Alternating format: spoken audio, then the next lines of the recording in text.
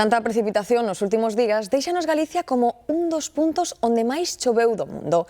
Chama a atención o dato de Vigo. Entre o 21 e o 27 de xaneiro, a cidade recolleu case 200 litros por metro cadrado, a que máis de toda España. Nesta clasificación tamén están Pontevedra, Santiago ou Lugo. É dicir, nestes 7 días, case que ningún punto da comunidade librouse da auga. E van continuar sen librarse porque volverán a estar activados avisos por chuvia logo destas cifras de récord na cidade olívica. Patricia Barreiro.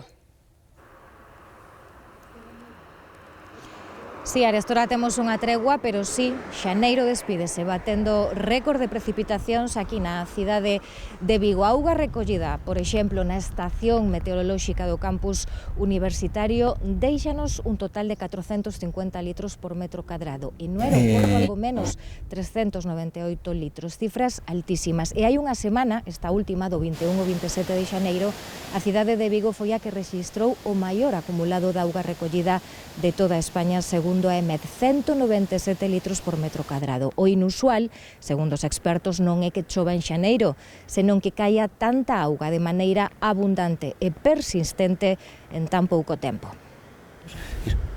A cidade de Vigo foi, segundo a EMET, o lugar de toda España con máis precipitacións rexistradas en apenas unha semana, do 21 ao 27 de xaneiro. 197 litros por metro cadrado, seguido de Ceuta, Pontevedra, Santiago de Compostela e Lugo. Temos os paraguas xa pegados ao corpo.